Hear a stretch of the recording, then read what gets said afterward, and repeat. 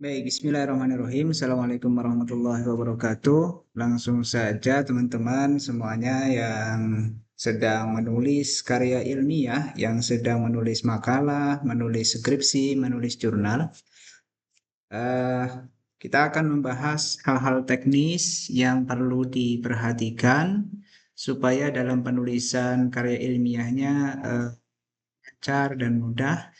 Dan yang paling pertama yang perlu kita bahas adalah mengenal alat untuk menulis itu sendiri, yaitu Microsoft Word ya, teman-teman. Kita mulai dulu.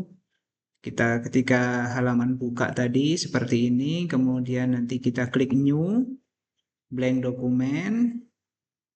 Jadi di sini tampil halaman awal, tapi ini belum disetting, ini masih standar. Kita perlu setting, bisa klik dua kali di sini, di rule, ya. Kita klik dua kali di rule, itu bisa untuk men-setting ukuran kertas, kemudian margin. Kalau tidak bisa, kita bisa menggunakan alternatif yang lain, tapi ini masih terkendala ya. Sebentar.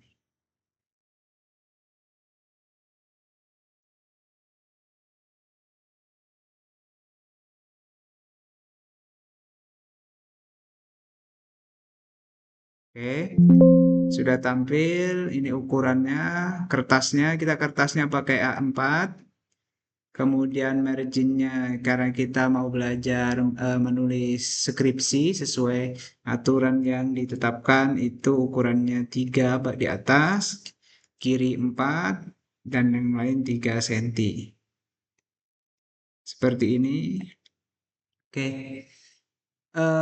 Beberapa fitur yang perlu diperhatikan di Microsoft Word. Jadi yang pertama teman-teman perlu klik view. Di view ini teman-teman klik rulers ini supaya ukuran kanan kiri atas bawah itu tampil. Yang kedua perlu diklik navigation pane. Jadi nanti teman-teman kalau menulis bab-bab semuanya akan tampil di sini. Eh, itu di tab view ya. Kemudian di layout tadi sudah margin sudah kita atur, orientasi portrait, ukuran A4 sudah kita atur. Kemudian kita perlu men-setting font yang ditetapkan, misalnya Times New Roman ukuran 12. Oke. Kemudian ini adalah jenis paragraf, cara penulisan paragraf, rata kiri, rata kanan, rata tengah, atau rata kanan kiri. Kita biasanya memakai rata kanan kiri atau justify gini. Jadi nanti kalau menulis ya panjang misalnya, nah itu bisa rata kanan kiri.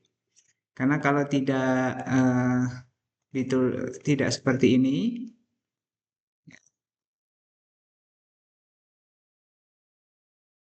tidak di apa tidak di rata kanan kiri misalnya ini rata kiri, ini rata kanan, ini rata tengah.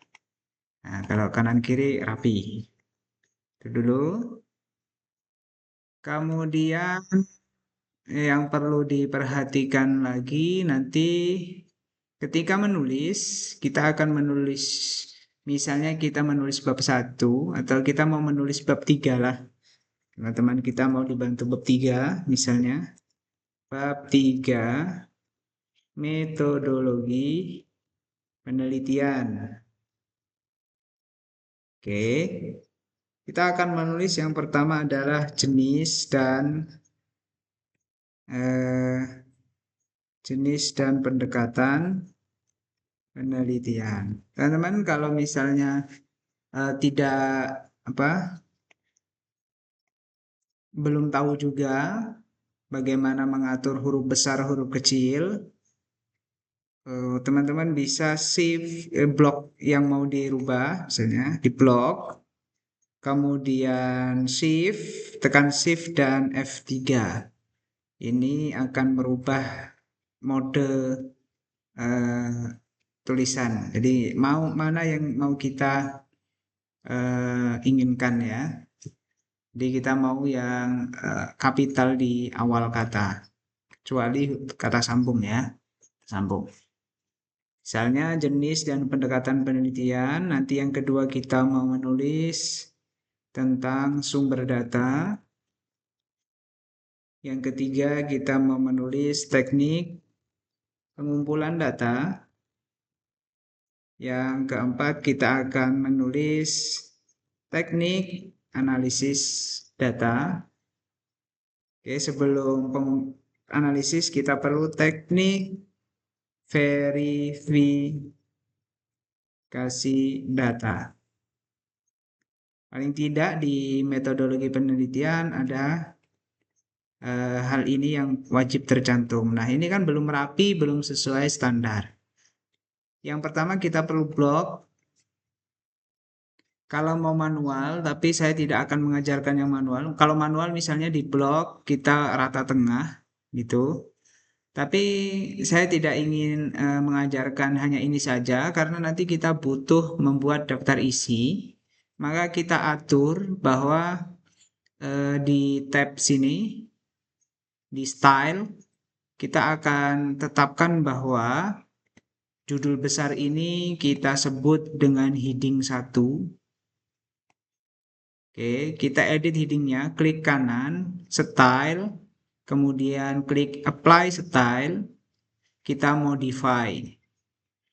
Gimana? Apa yang diedit? 1, font, Times New Roman, ukurannya 12, bold, warnanya hitam, rata tengah, rapat misalnya. Klik OK. Sudah tampil tapi belum bold, kita reapply. Ya. Kita reapply. Nah, sudah. Sekarang ini adalah subjudul. Subjudul akan kita beri heading 2 misalnya. Kita klik heading 2. Kita edit, apply style lagi, heading 2 ya, modify. Heading 2 sama, Times New Roman, ukuran 12, bold, kemudian warna hitam, rata kiri, rapat, klik OK, reply, sudah. Tapi karena ini nanti akan ada nomornya, maka kita klik nomor di sini, numbering. Kita pakai ABC untuk subjudul pertama. Nah, ini rule atau penggaris bagian atas ini membantu kita untuk menata, menggeser, merapikan penomoran. Oke, tutup stylenya. Kita sudah punya tampilan di sebelah kiri yang memudahkan untuk menavigasi dari sub-sub yang akan kita tulis. Oke.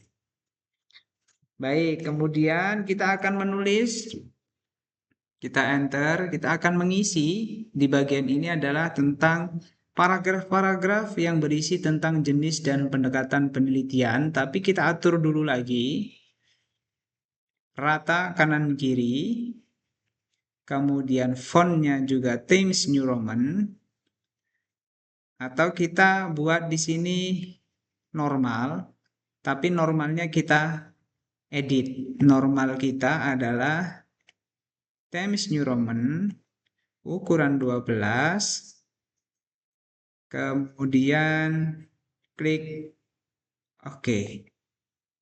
Jadi kita rubah kanan kiri, kita atur posisinya dia di sejajar dengan judul. Nah, begini. Jadi dilihat di rule-nya ada menjorok ya.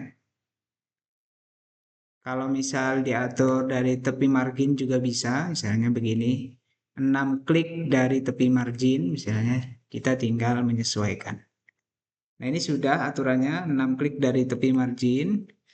Paragraf pertama nanti, paragraf pertama berisi informasi tentang jenis-jenis jenis-jenis penelitian kualitatif